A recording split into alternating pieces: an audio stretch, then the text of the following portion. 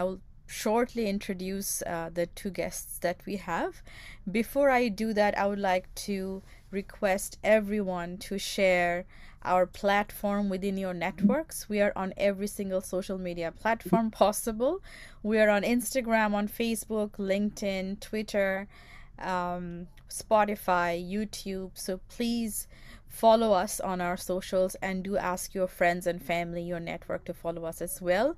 That's how we amplify your voices, your work. If you want to write about an issue related to the Sustainable Development Goals, please do submit your articles. And if you would like to like we have introduced grants that we give away once a year, so please do keep your eyes on our announcements. We do offer micro grants once a year for Changemakers, just to help a little bit with their work. And what else? Please just keep an eye on our announcements. We do very interesting work. Nominate Changemakers like yourself. If you come across anyone doing really good work, would like to amplify as many voices as possible. So that was the housekeeping bit. I'll now go to introducing our speakers. The first one is Ardendu Viswas. Ardendu is known as the Tree Man of Bengal. He's a grassroots climate activist, an educator, and community leader from Murshidabad, West Bengal, India, fondly known as Vivek Vriksha, which is Tree of Conscience, for his relentless efforts to restore nature through native tree plantation, green culture promotion, and community-driven environmental initiatives, and fostering climate literacy. He believes that men are mere guests to this planet, not the rulers. Nature is the ultimate truth. Caring nature, caring future. Driven by his belief, he founded the Mission Green Universe Foundation, which is working in the field of climate action such as intensive native tree plantation, seed collection and preservation, pond restoration, green jobs, nature farming, seed banks, and community awareness programs. Under his leadership, over 1 million trees have been planted and thousands inspired to adopt sustainable practices. He is a change maker at the Global Activist Network and also a Goodwill Ambassador of International Online Climate Activist Network. There are many other accolades that he has accumulated for his work. He's received the Z24 Ghanta Sabuj Yoda Award and also the Mumbai Litfest My Story contest.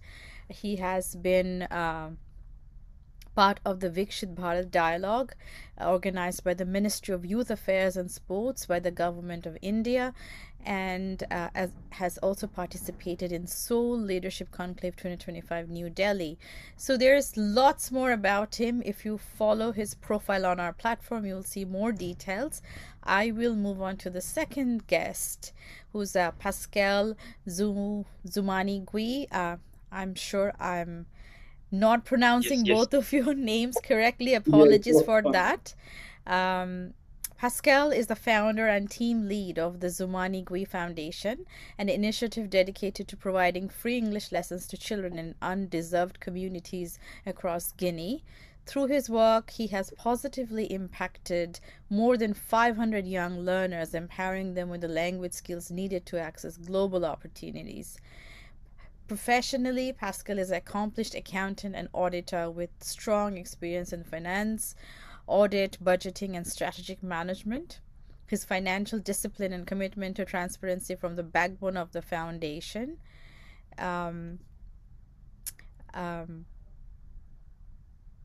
It forms the backbone of the foundation structure, ensuring sustainable growth and meaningful impact.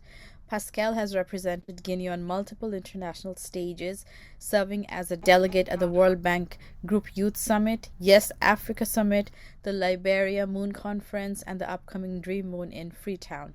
He's also a global youth ambassador for Their World and the World Leaders Consortium, a KUA scholar and a member of Conakry Toastmasters Club, and an active voice in youth leadership across Africa. So amazing accolades for Pascal as well for his amazing work that he's doing. I would like to welcome both of you at our session today. We're celebrating your work, which makes today's session very special for all of us. So welcome to the Global Activist Network's December webinar to both of you. Thank you. So I'm going to dive in and ask if each one of you could go what inspired you to begin your work and how your personal journey has shaped the way you approach your work in your communities. If you we'll start with Ardendu, followed by Pascal. If you could just share your story with us. At first, I would like to express my heartfelt gratitude and love for amplifying our voice.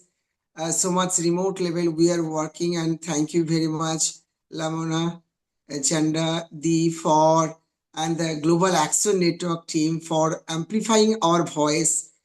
And it's an opportunity and honor to me and my team that we are getting the opportunities of voicing something we are doing at the root level for Mother Nature. And so this is how I express my heartfelt thank you and gratitude to all your team and from my team and from my core of heart.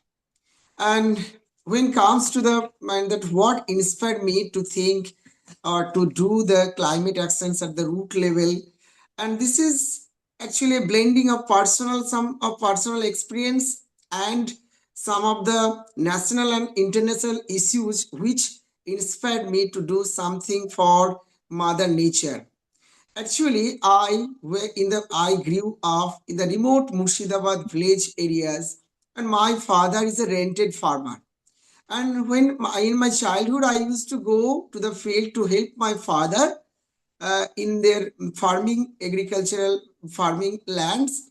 And it was my father with whose hand I was introduced with the lessons of nature. So there was a deep bonding and deep love for nature from my childhood. And my house was just at the bridge of the beginning of the field and the village. And the last house was mine. And it was within a bamboo bush, bamboo garden. So I grew up in the lap of nature with loving fishing and playing in the lap of nature. And this is the personal story. And actually, another story, and another personal experience that when I was in grade 3 or at the age of 9 or 10, one day I found and I discovered that my mother hanged herself for some certain reasons. And in this time of I was totally collapsed as a child. I felt much grief, and in that time of crisis I felt that it was nature which was only my resting place, and it was nature which consoled me in that period. So I feel my mom and my dear mother in every elements of nature. I feel her in the air, in the trees, in the flowing rivers, and in the everything natural element. So this type of personal experience which inspired me, and another national and international things that in 2017 or 2018 in India, Latur, Rajasthan, there was a great crisis of water crisis. And in Cape Town, I heard that there was the zero water day. And in this time, Greta Thunberg was very much active. So I thought this is the land of Gita. And why should we not do something for the land of Gita where Greta, our child, is doing for something? Why should not I do something for nature? So I should do something for nature. Another thing, in 2017, I wrote a fictitious story where a character was sentenced for 10 years of imprisonment in an open jail, and the punishment was 10,000 tree plantation. And this story name or the title of the story was The Man Who Stole Rain. Actually, for the crime of stealing water, the man was sentenced for 10 years of imprisonment, and the punishment was growing 10,000 trees. And this story won the winner title at Mumbai Lit Festival in 2018. So when I was in Mumbai, I thought that can a story change our society, or can a story can do something betterment for our society? Why should not I start the same thing the main character of the story started? 10 million tree plantation was the punishment. I will plant 10. That was the journey I started with some of my school students and some of my friends. I started from the from my house, and I believe that charity begins at home. And day by day, we are connecting with many one, just like you, the great one, ma'am. Thank you so much, Ardendo. We're really sorry to know about the loss of your mother, but at the same time, we're very inspired that you found strength in nature, and it's great work you are doing. Would like to, spotlight your work as much as possible. Moving on Yes, to yes. Pascal, would you like to share your journey with us?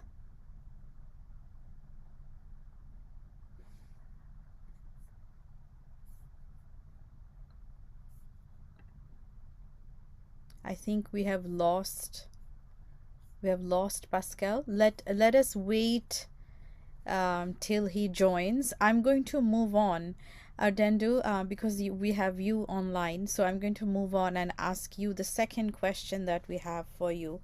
So you're doing great work, and I think each of the examples you used are so inspiring. So, how do you define impact in your field, the work that you do, and what indicators tell you that your work is making a real difference? I think to me, impact means what is visible and what grows like a tree. So, for me, impact is visible and what is continues to grow. Real impact is just not an idea or number. It is felt by people. It can be seen. It can be experienced, or it can spread. Hmm. So, to me, this is the definition of impact to me. And in my cases, I see that there are, in practical terms of reflection of work is to be seen, and community participation is must in terms of indicators, in terms of uh, scaling that impact. So I have planted over 10 million trees primarily, and most of them were food bearing trees and native trees. So now, where the people go and they can share me all the photos or videography that this is, or then we have planted with the trees, and the roots are green now. Either they are sending me fruits or like guava or jackfruits to my house also. And when they see any tree in danger or seed any danger, they call me that there are lines, so many seeds, please come and go. And there are thousands of people who are across India and each state, they are sending seeds to my feedback. And this is happening. And I can see that. And the indicators and the involvement of the people day by day in my mission and in my vision shows that I am doing something which is uh, creating an impact. Hmm. And I feel the real impact is when you feel healing or you feel inner satisfaction. You are doing something which is felt. When I see people are selling fruits or anything under my trees. I feel blessed. I feel held. One day I was going somewhere and I asked for a sugarcane juice. And the person who was selling juice under my trees, under planted, he was not taking money. So I impressed, I insist to take that money. But the thing, he said that I will not take money. This is an honor to me. Absolutely. So root level people are uh, connecting. And one thing is that here is a one of my library where we have called that if you read book, you will get plants free. So there are hundreds of small children, the past generation leader, and they are taking plants and planting them, and it become a culture. And the readers become the climate leaders. So this is the impact I am seeing, and the people are seeing. People are talking about our our activities, newspapers, social medias, or print medias, or TV channels are also making headlines with us. So we are thinking that this is creating an impact in our society also. That's beautiful, Ardindo. You're fostering a culture of climate awareness and activism. I'm going to give a chance to Pascal now. Pascal, we want to know about your journey and what inspired you to do Yes. this work. We couldn't hear from you before, so please do share your story.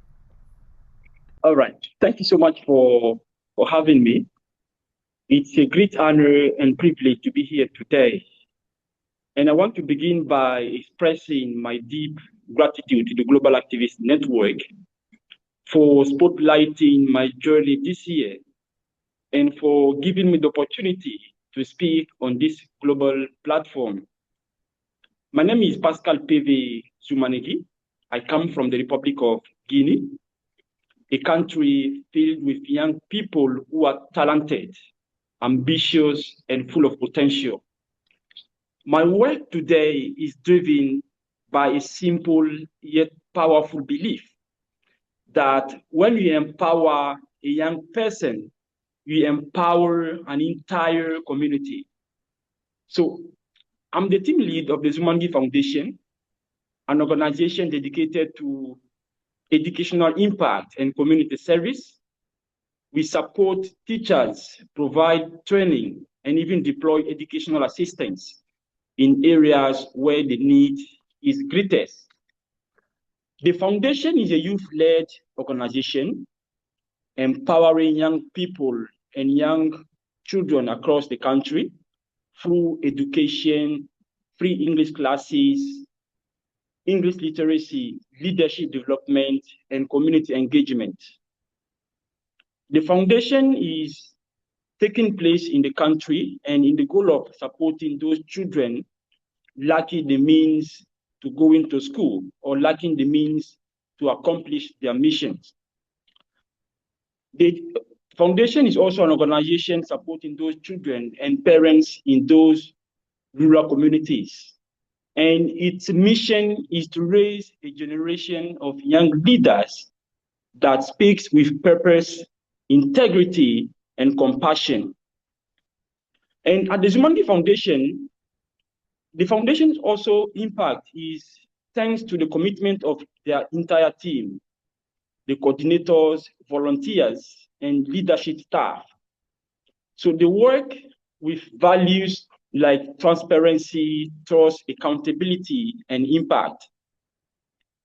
The goal is to build a new generation of thinkers, leaders for Guinea, Africa, and the rest of the world. Because at the Zoumanigui Foundation, we believe that children that we are supporting today are supposed to be leaders and thinkers of tomorrow.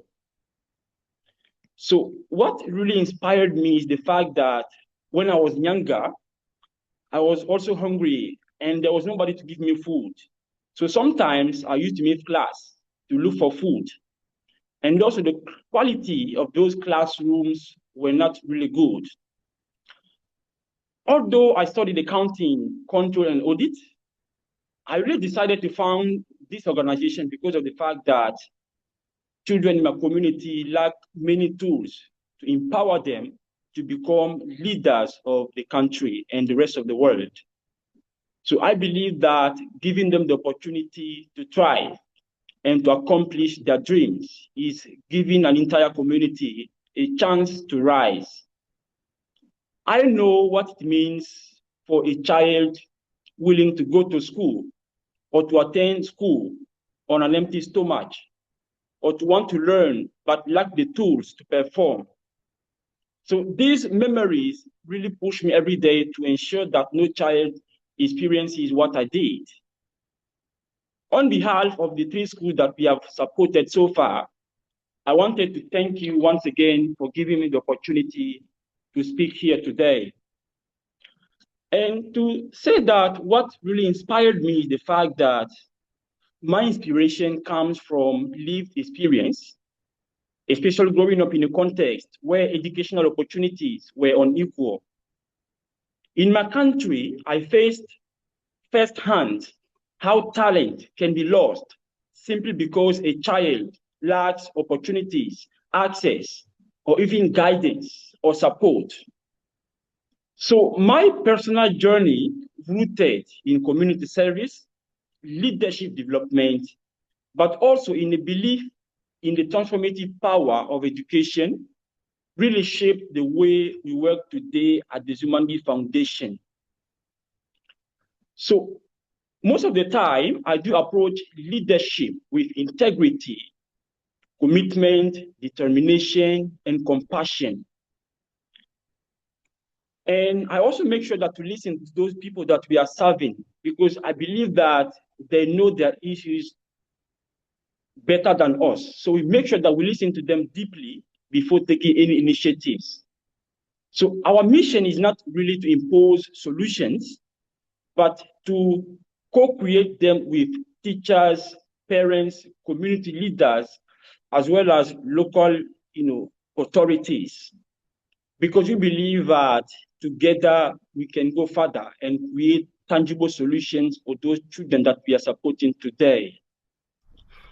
So my story today really sparks my own commitment, which is no child should be denied a future simply because they cannot afford it. So this is our fight. This is our mission.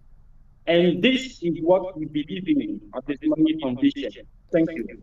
So, how do you define impact?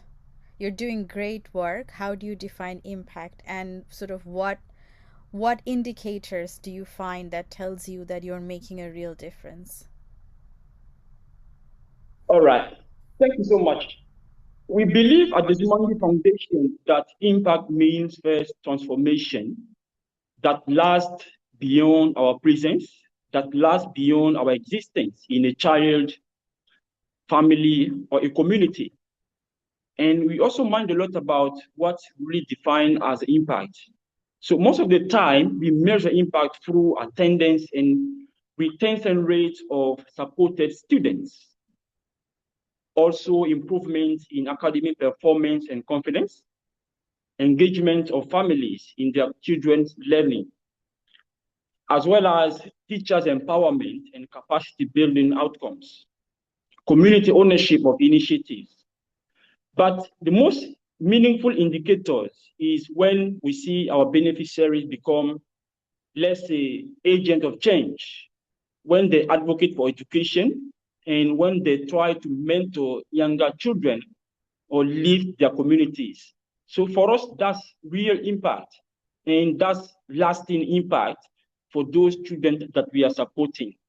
So we believe that giving them the tools, they can become ambassadors within their respective communities to lift others and to make sure that they are coming up with initiatives and tangible solutions regarding problems that they are facing within their respective communities.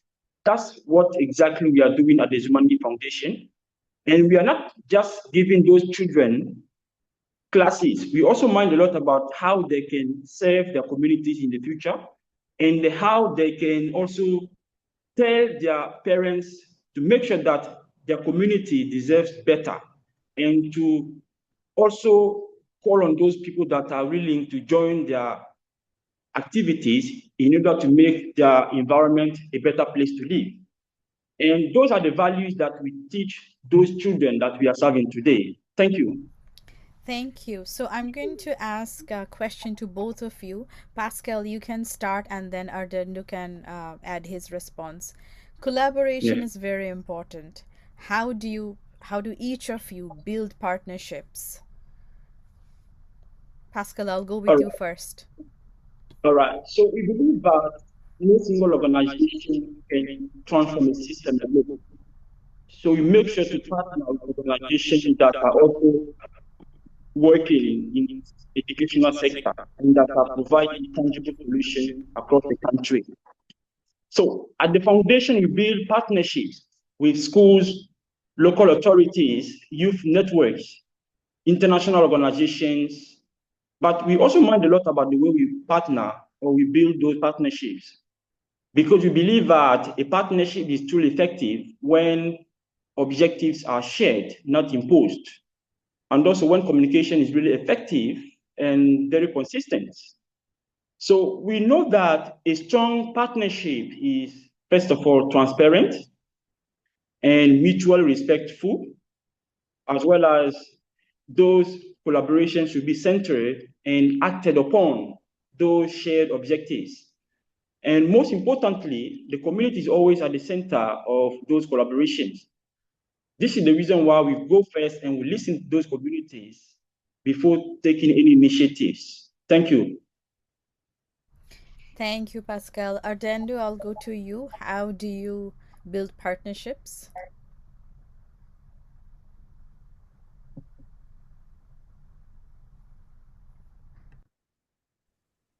Hello. Yes, we can hear you. Am I audible, ma'am? Yes. Yes. To me, I think that coexistence and collaboration are the laws of human civilization and nature also. And just as ecosystems survive through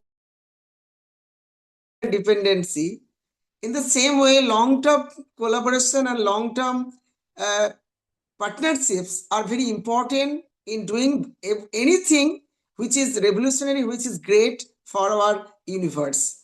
So I believe in connecting people, in collaborating and caring our nature and caring for our future. So my approach to collaboration is just I begin from grassroots level. I try to collaborate or partnership with those organizations who are just at the point of beginning their activities and but they lack their experience, lack their infrastructural development or lack their especially techniques and courage. And I try to promote and try to initiate their activities. When someone is thinking that I have a great mind to do something for nature, and in that point, I start hammering to them.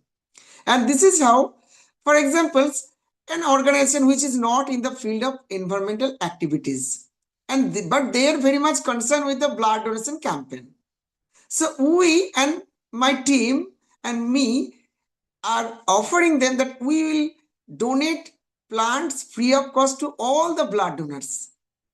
And when we do this, most of them accept the offer because they are getting this free and this is a good concept. And when they take our offer and the same things are publicly, socially shared, and the people are inspired that we can do the same. So one by one, every blood donors or blood donating campaigns are now adopting tree gifting concept to every donors. So it has become a culture. It has become a movement. Suppose we have created a tendencies or a trending that we will gift plants on every occasion of life, from birthdays, New Year's days, anniversaries, or anything else, or in memory of someone else. So when we are going and gifting plants as a gift, return gift in our Indian marriage ceremony. So there is a mass gathering. The people are seeing that this is a different and good concept, and it can make a ceremony carbon negative ceremony, which is very important. So people are getting this idea and spreading the same. So this is how collaboration starts. And I think this is the real collaboration which we are creating at the root level areas. And this collaboration is not just with the organizations, personal collaboration with the students, with the farmers, with the masons, with the every section of people. Some fuchka wala, alu kabli or fuchka wala in India. So they used tamarind, and the tamarind seeds they fell on the waste box. So we are collecting those tamarind seeds from them and growing plants. And we are sharing this picture with his Puchkawala's stall. So he gets inspired that we can use these seeds. And the children who are taking books and they are getting plants or fruit plants or flower plants, they are telling their moms and dads that sad is very daring and he loves me and gives me plants if I go to his or her, their library. And they are the ambassadors. They are becoming our ambassadors.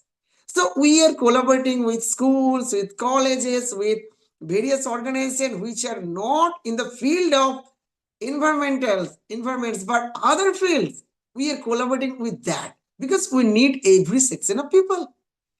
And we are believing in connecting every section of people from root to top. So this is how collaboration is being made, and we are creating informal seed banks of the native species of seeds. So every housewives, every fuchkawalas, every students are becoming our seed ambassadors. And from our library, we are engaged book ambassadors. They are giving the books to their readers and returning the books to the libraries, and they are becoming book ambassadors, and they are providing plants to them. So they are becoming tree ambassadors, and someone is giving me seeds, so becoming seed ambassador. And not only this, we acknowledge their effort and we award them so that they get motivation and do share this idea with his friends or her friends.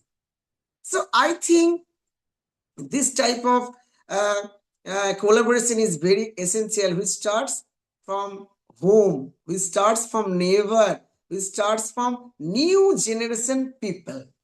And I think the partnership truly is effective and respectful when both are benefited, when both are honored, and a belief and trust is made and visible.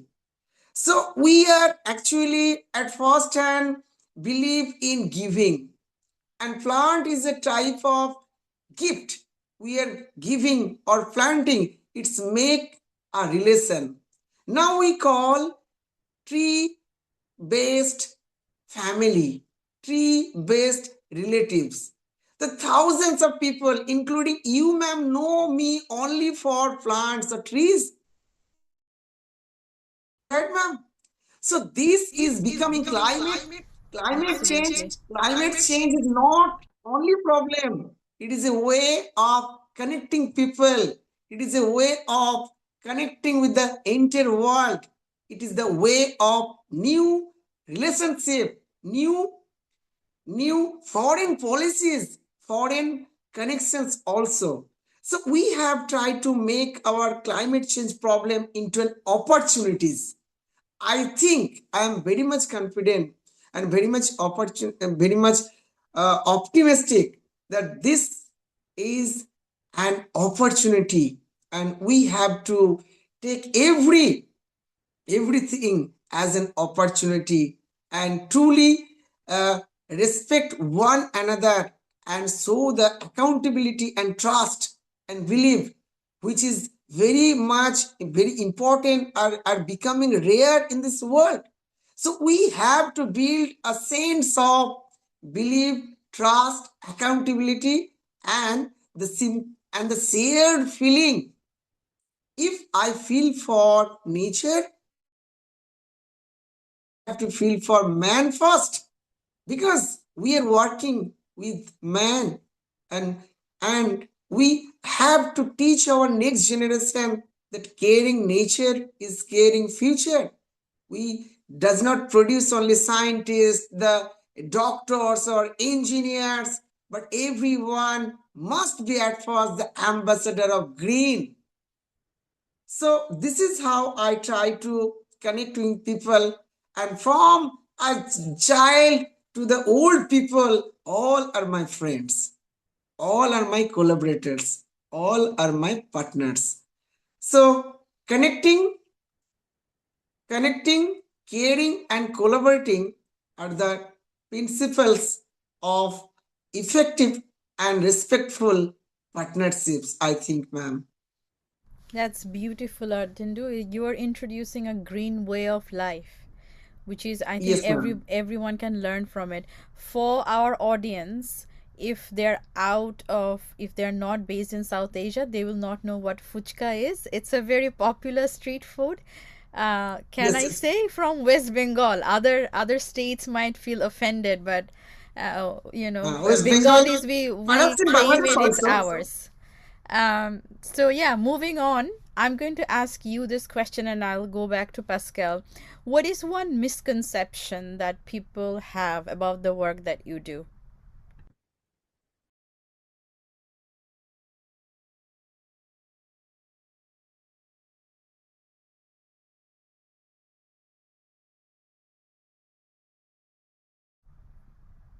Arjendu, what is one misconception that people have about the work that you do?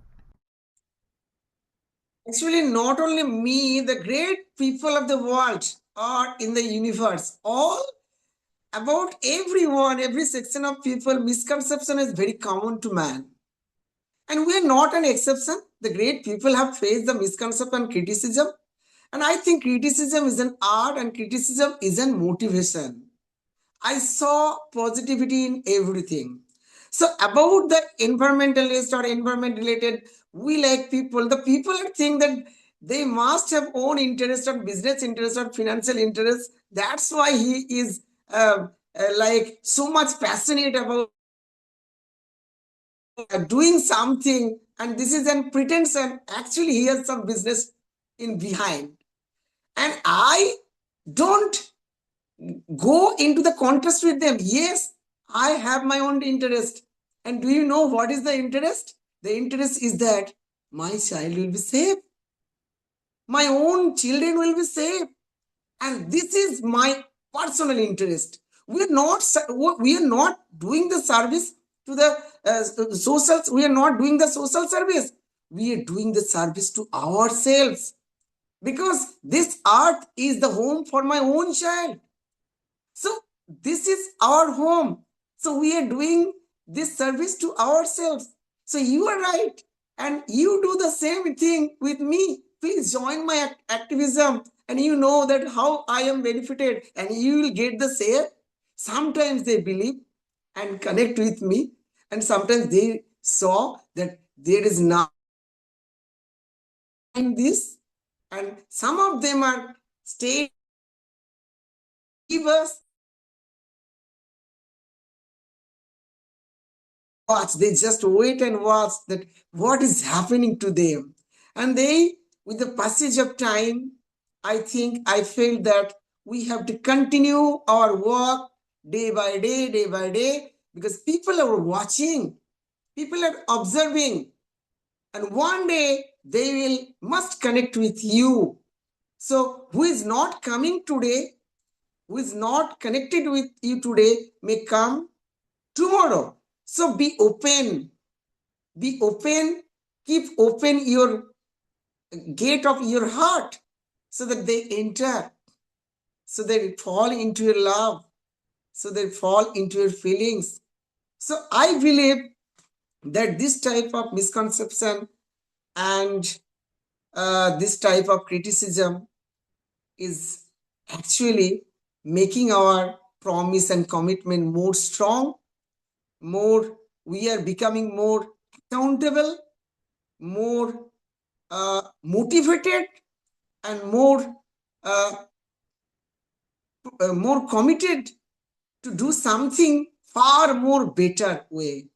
And I think this is the spice of life. If there is no criticism, if there is no misconception, how will you get the motivation of proving yourself that you are doing something? People are talking about you because you are doing something. When I will not do anything, the people will stop talking. And what is the meaning of that life when people are not talking about ourselves and our activities? So I think this misconception will be gone. When I started 10 million tree plantation campaign, they thought this is an infatuation, this is an emotional fool. That, but with the passage of 7 or 8 years or 9 years of time, they said that this boy is committed, so we should stand by him. And the people are connecting. So these are the misconception, not only misconception, this will become a good conception if you continue your job with heart and soul and keep connecting with honesty and accountability, ma'am. Absolutely, absolutely. So I will move on to, just conscious of time, I'll move on to Pascal and ask you, what is one misconception that people have about the work that you do?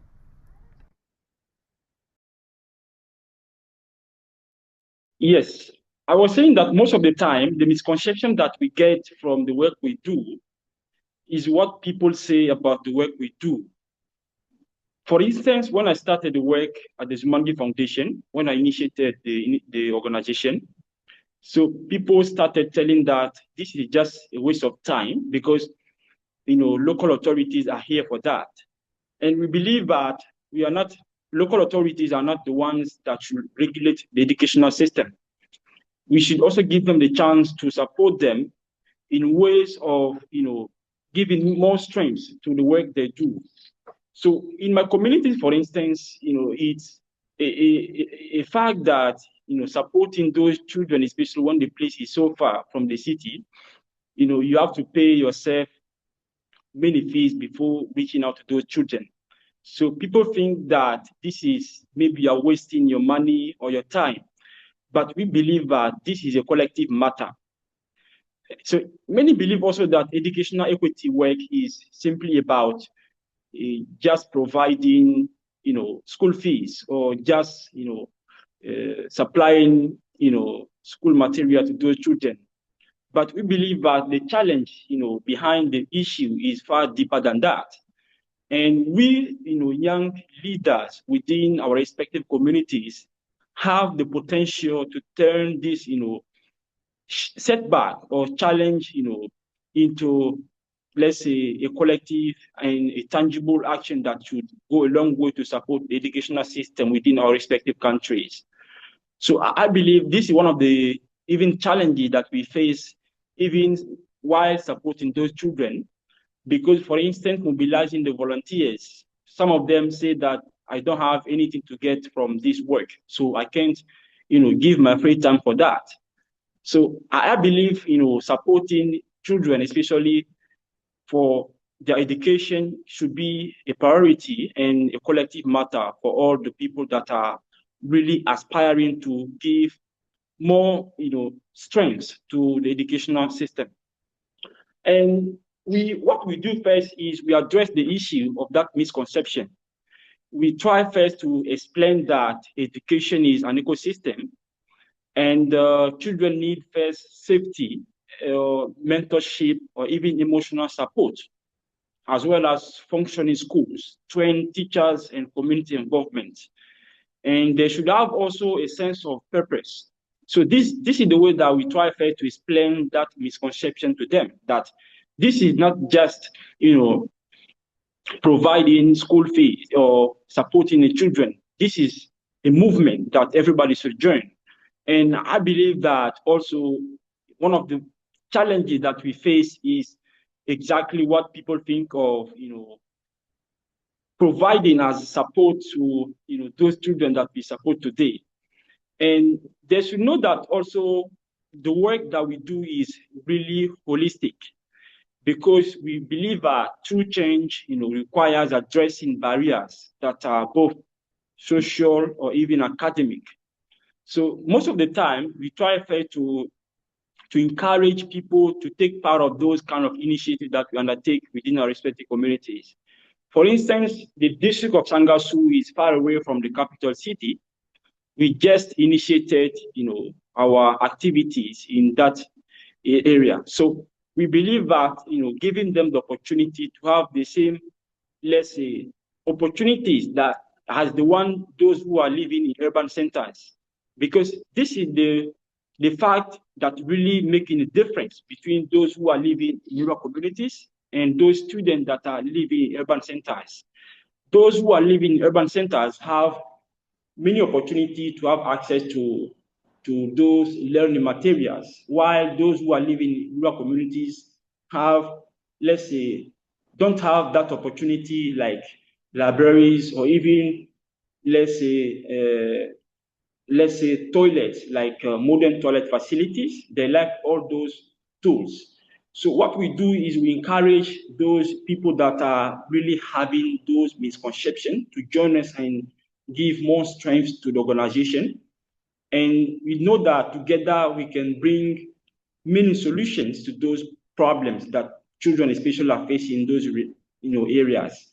And I believe that the Zoumanigui Foundation is not only just to provide English classes, but it's also to give those children values like integrity, compassion, as well as to be also those leaders that their communities are really asking for, to become accountable leaders, and to also make sure that they are lifting their communities, and also those people, those younger children, to make sure that they are also supporting those people. So we are not just teaching, we are also building young leaders and thinkers of today and tomorrow, because education is not only to go to school, but it's also about how those who are going to school are going to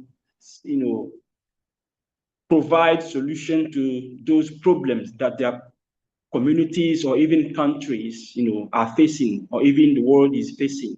This is the real impact that we are inculcating in those children that we are serving. And we believe those children are also becoming ambassadors within their respective communities by, let's say, teaching those younger children about those values, how they can serve their communities, and how with integrity, compassion, and also community engagement. Thank you.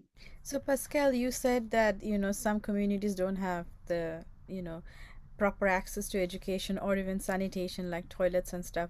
It's very common in Yeah. many parts of the world. What kind of systemic change would you like to see in that sector in the next 5 years? All right. Before talking about those, changes that we want to see in these coming 5 years, I would like to remind people that education is not a privilege, it's a right for everyone. And that right should be given to all those people that are willing to go to school.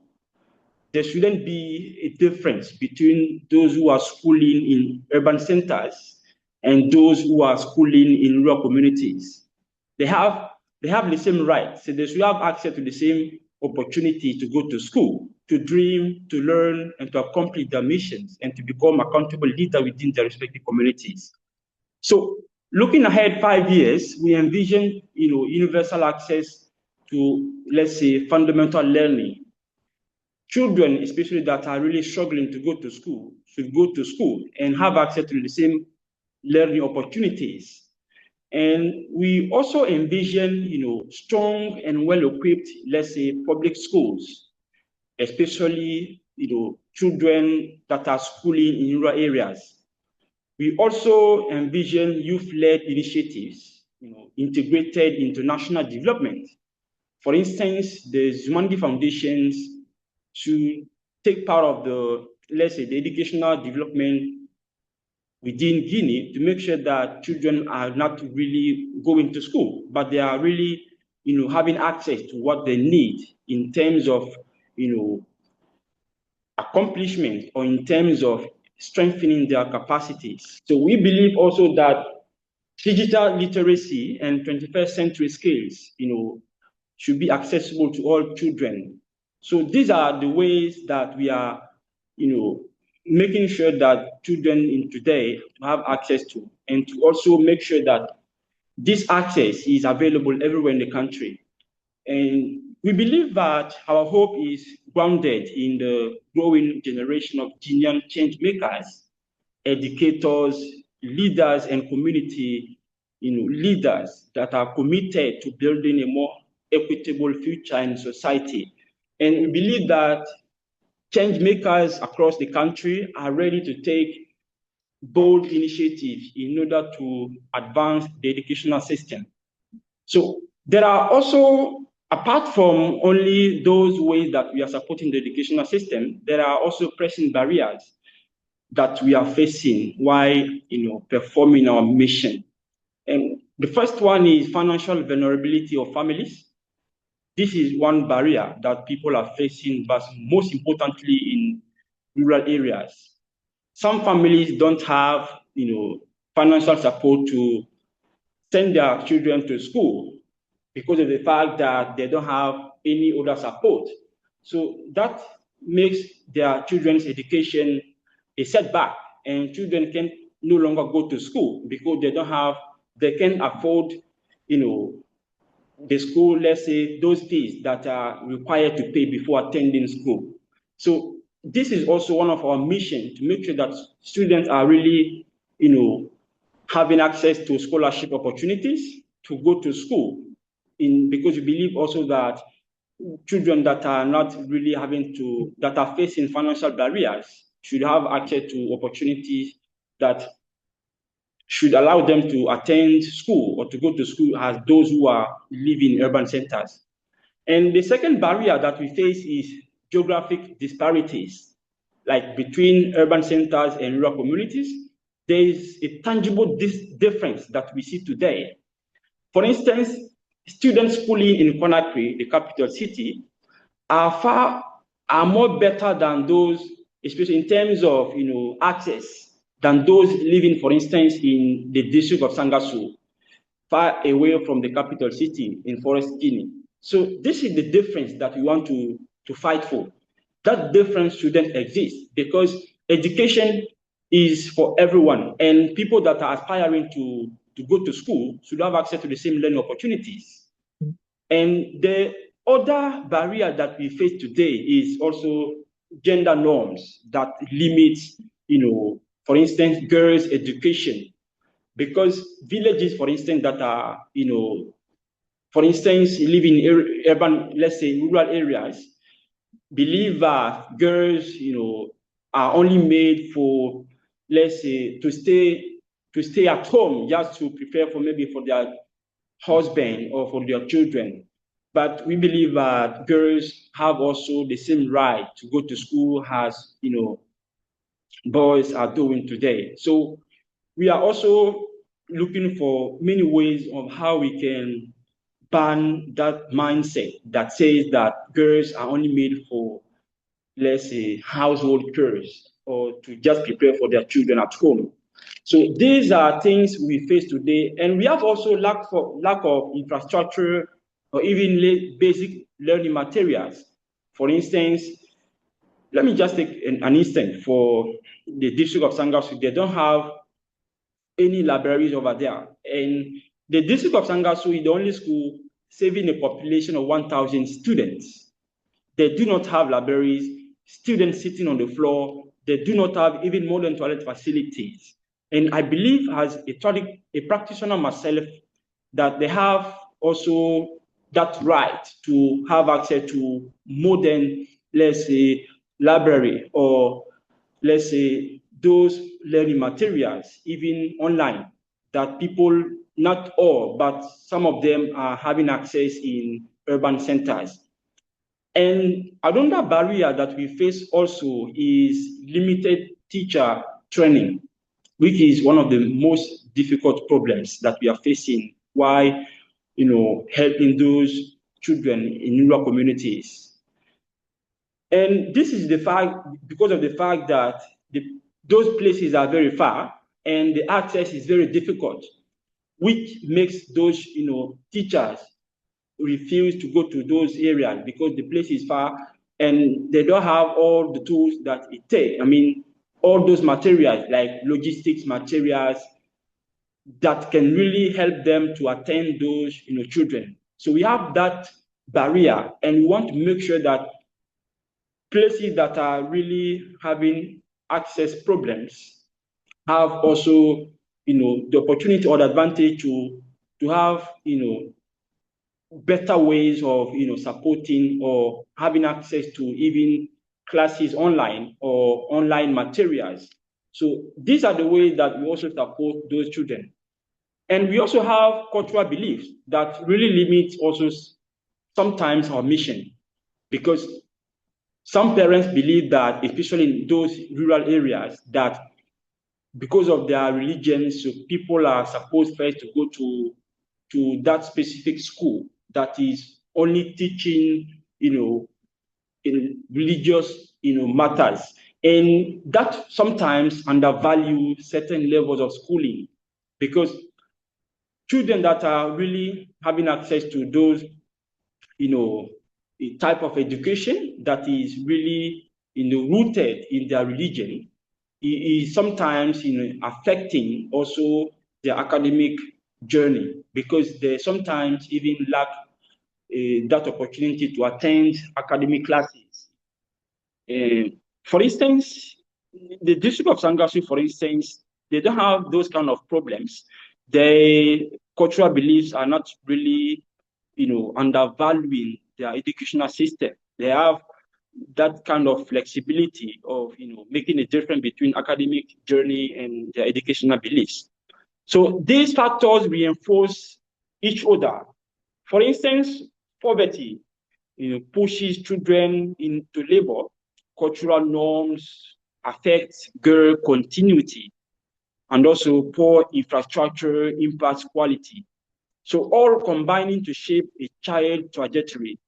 So we believe together, and also people that are joining the organization, we are more stronger to, give many alternatives to those problems in order to support those children to have access to have the same rights and to learn, to make sure that what is really, going on within their respective communities is not really affecting their dreams. So this is our mission, and this is what we are really struggling for. And So, we believe yeah. that people, yes, Just I'm just conscious of the time, Pascal. I mean, yes, you have identified very, critical factors that sort of create barriers. But I'm going to quickly go to Ardendu and ask the same question. What systemic change would you like to see in your sector in the next 5 years?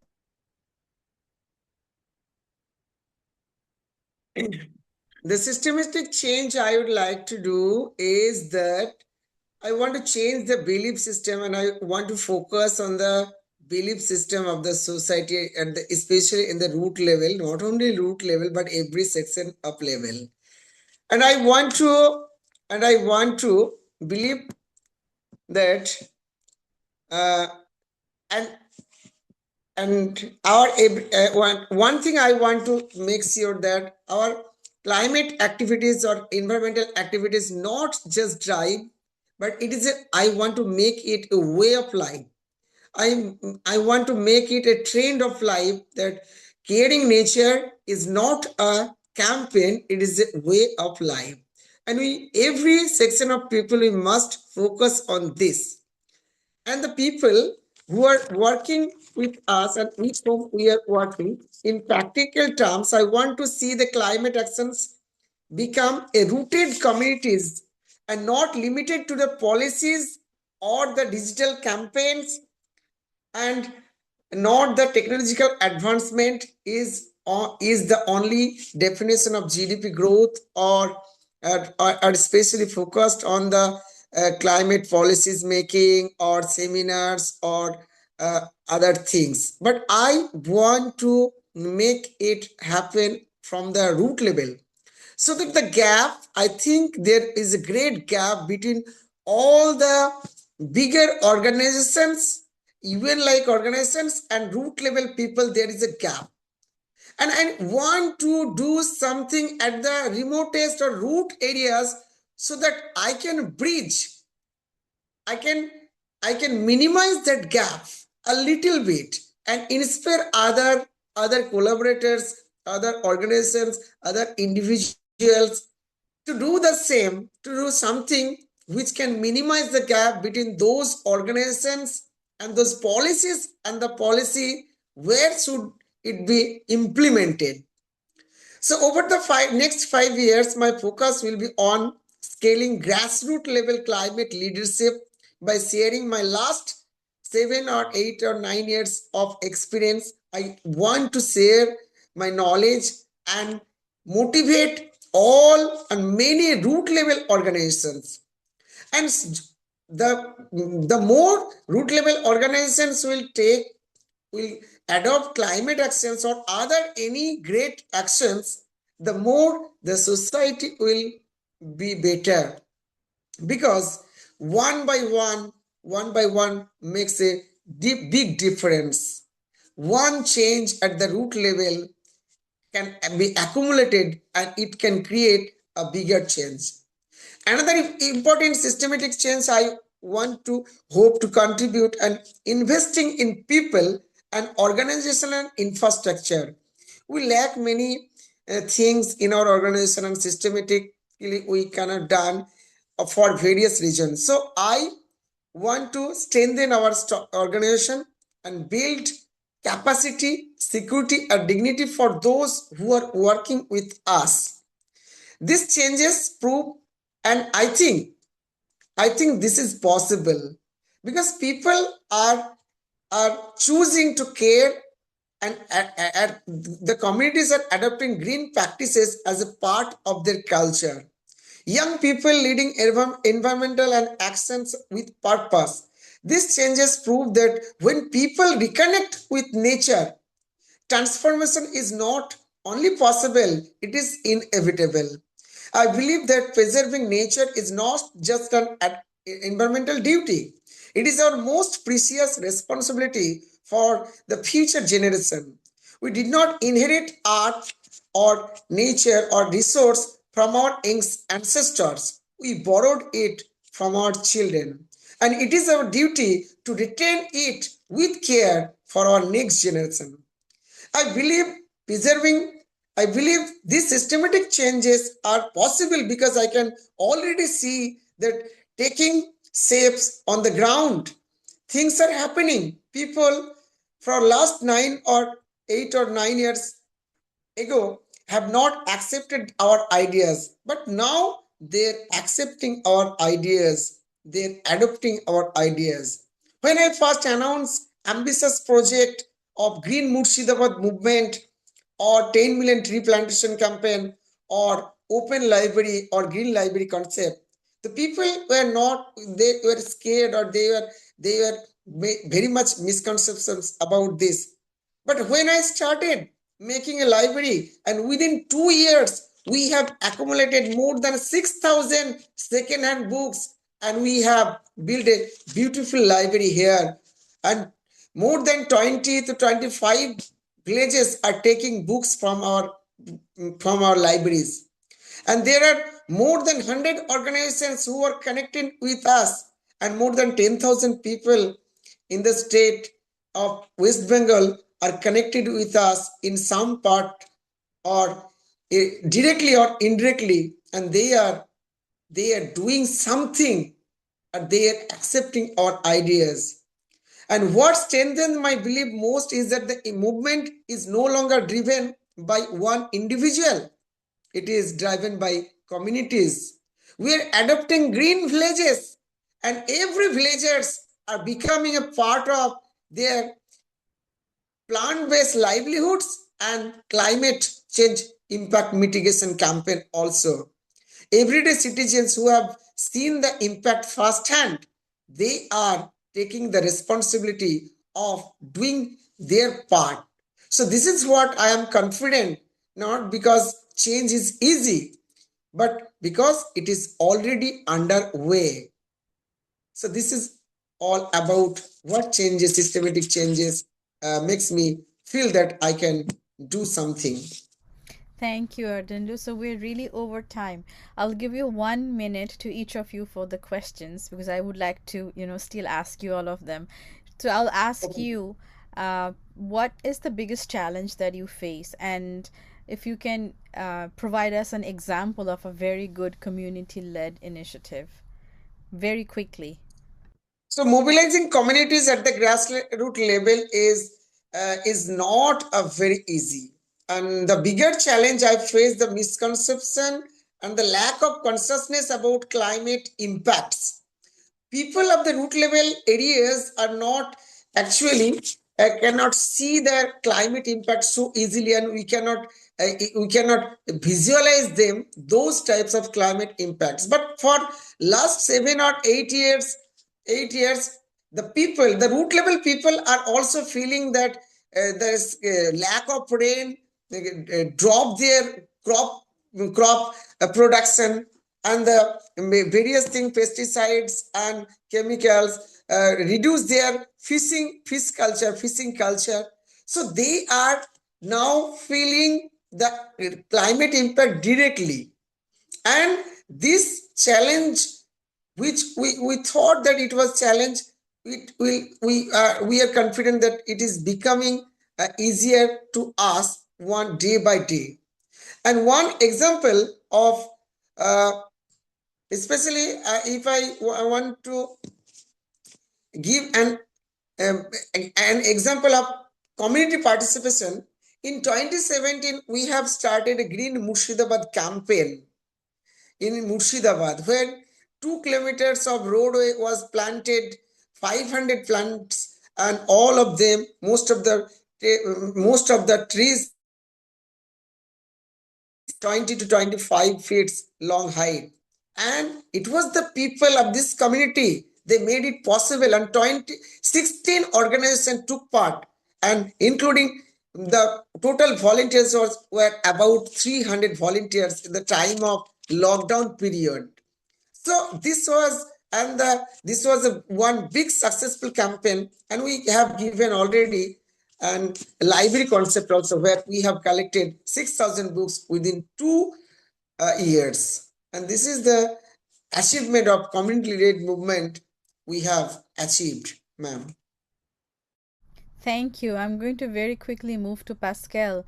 In 1 minute, if you could say what are the most pressing barriers on to in achieving education equity, and also how do you ensure that marginalized students and families, they're not just included, but they are also part of the conversation about educational reform. So very quickly, Pascal. Who You're is, on mute. I can hear you now. Thank yeah. you.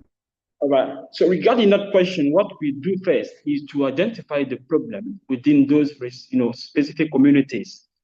So after identifying the problem, we move on, listening deeply to those communities because they know better their issues. So after listening to them, we make sure that we are also able to come up with adapted solutions regarding their problems.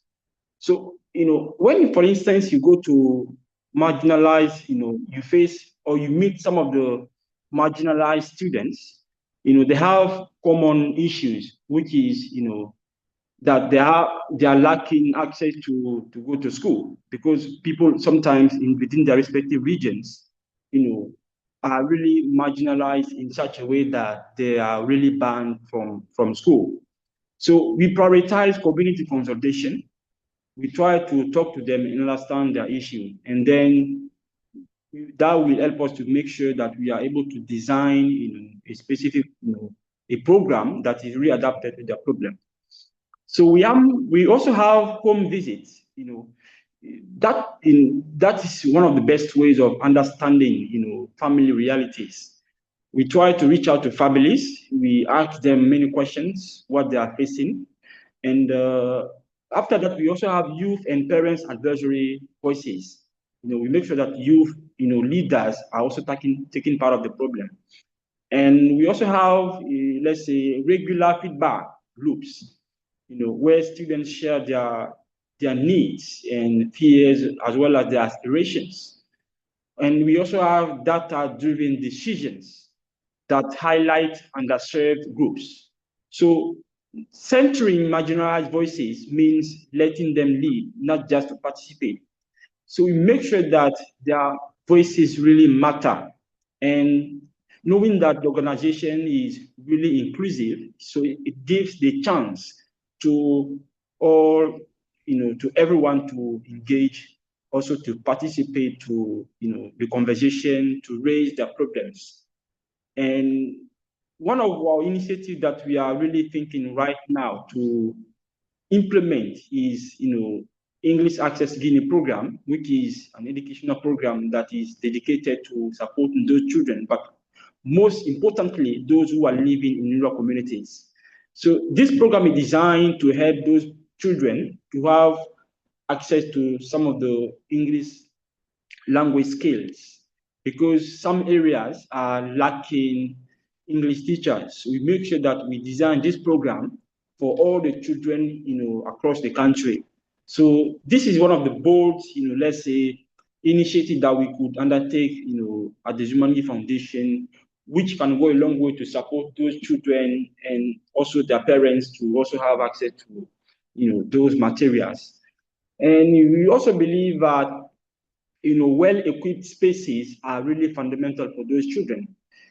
Safe places, where they can study and have access to technology, receive mentorship, and participate in leadership programs.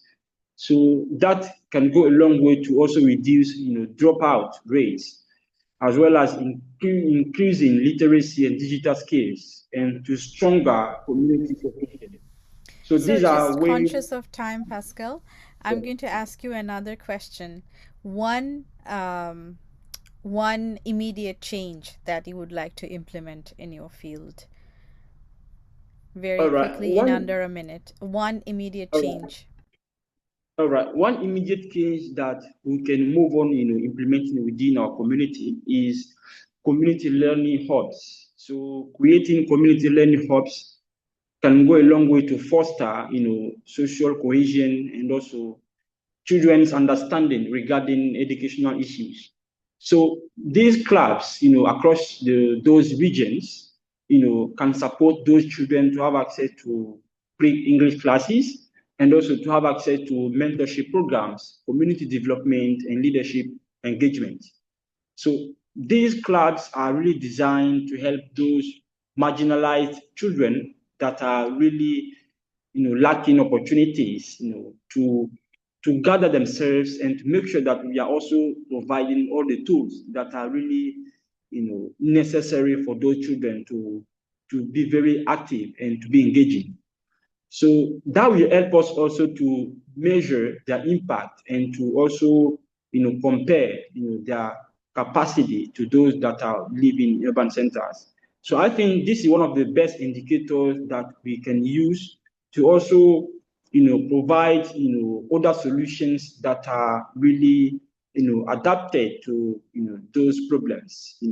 Knowing exactly what they are lacking and what they need is really, one of the best ways of, creating, other practical solutions regarding those children's, problems. Thank Thank you, you. Pascal. I'm going to move to Ardendu.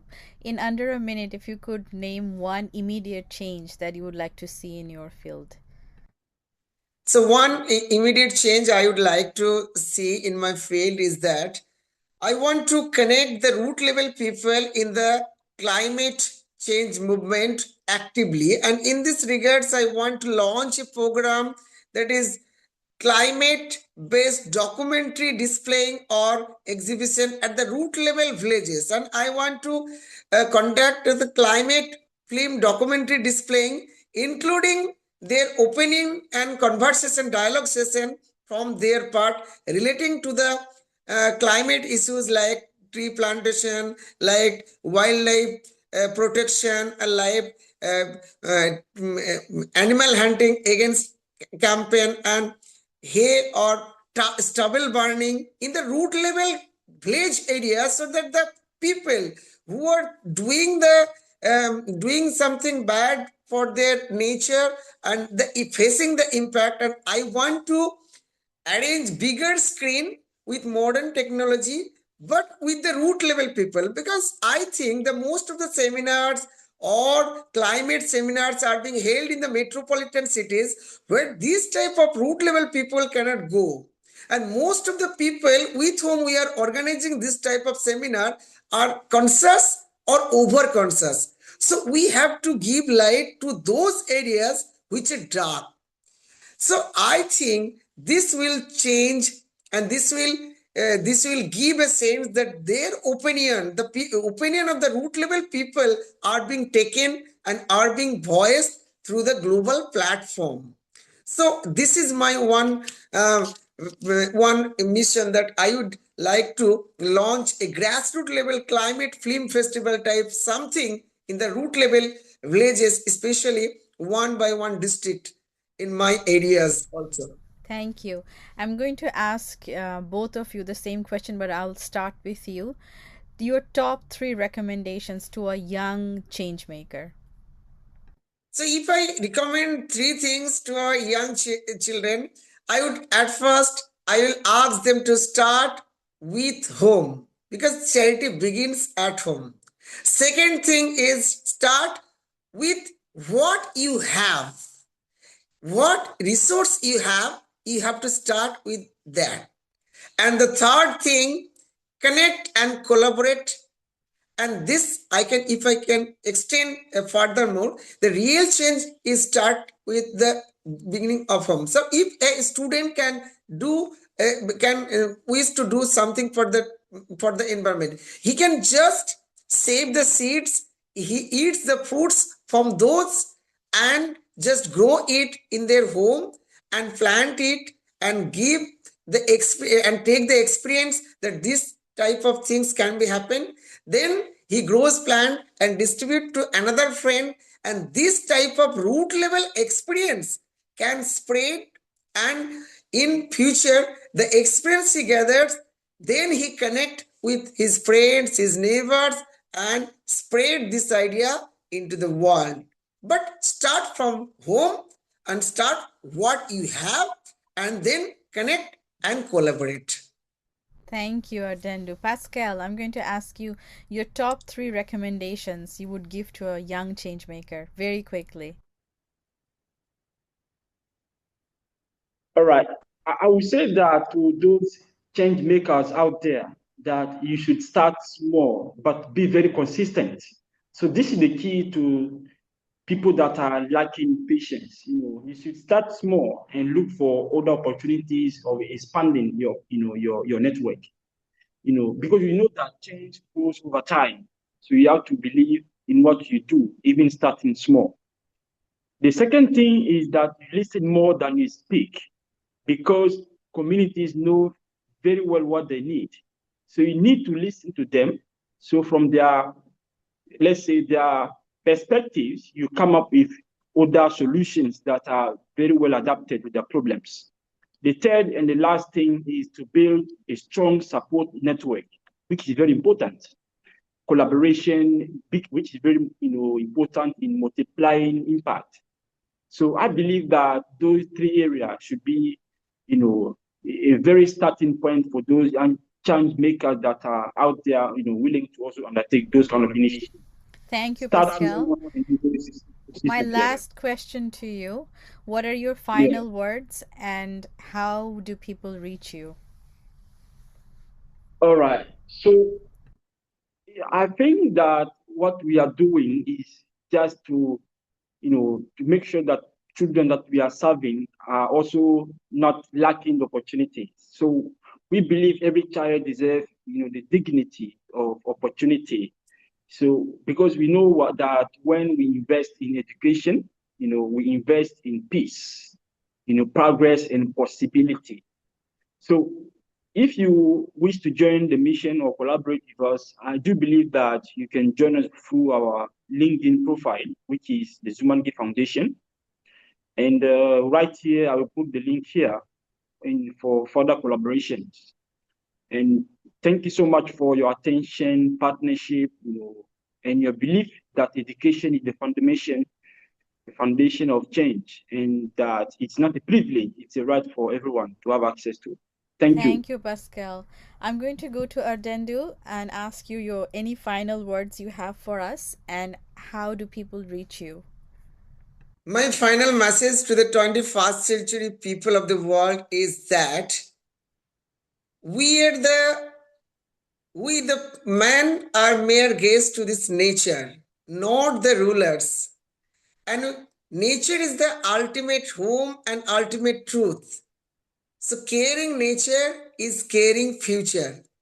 And we must not forget that trees still grow from seed, neither from Google nor from gun. So let's unite for nature, let's unite for future, let's stop war, plan for peace, and plan for planet. And this is the final message I want to give the entire world of 21st century civilization. And I think this will create a new world for our next generation. And if you like to be a part of this green culture movement and connect with our movement, you can search us at www.missiongreenuniverse.org, and you can mail us at missiongreenuniverse at the rate gmail.com, or you can call us 8926034318, or you can search as Mission Green Universe, hashtag Mission Green Universe, or Vivek Biksa. Thank you, ma'am, for giving me this great opportunity of connecting with the world, and you like great people. And I thank you and congratulate Pascal brother also for doing Yes. this type of great jobs, and the entire team of Global Action Network. And we believe that if we get any chance of collaborating or doing something, we can go and we can stand in the United Nations and call this message the stop war, plan for peace, plan for planet, ma'am. Thank you. We have a wonderful time. Thank you so much, Ardendu. Thank you so much, Pascal. Thank you so much for making your time. It's been great, Yes. and I'm sure you both realized that this is very less time to discuss each of your work. So, what we tried is to just get an idea. I'm sure that many people who couldn't join us, they will watch the video when we are all located in different time zones. So they will come Mhm. back and watch your video. And as both of you were speaking, you're based in two different parts of the world. You're focusing on two very critical areas of development that we need to focus on.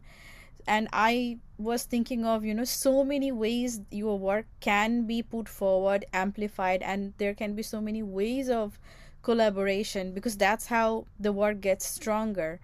So, I mean, I would really like to thank you from the bottom of my heart. From personally, I would like to thank you, and on behalf of the Global Activist Network, for making this session so informative. It was a great December session. We end this year with a lot of energy from both of you, and a lot of ideas that I'm sure that we will steal from the Yeah. work you're doing. So we Yeah. look forward to calling you back for more discussion next year, and consider how we can further amplify your work. Thank you so much for everyone else who have joined. Thank I you. Thank apologize we you. couldn't take questions from the audience, but we'll have to definitely plan more webinars in the future so that we can give you more time and have a more detailed discussion. But thank you everyone who joined us, and that's how we end our 2025 GAN journey. This was our last webinar of the year. I hope you all have a great new year. You keep Thank you so doing much. amazing work, and we'll keep meeting in the journey of development. Once again, I'll just highlight we're on all social media platforms, most of them: Facebook, Instagram, Twitter, LinkedIn, Spotify, YouTube. Please follow us. Please ask your friends to follow.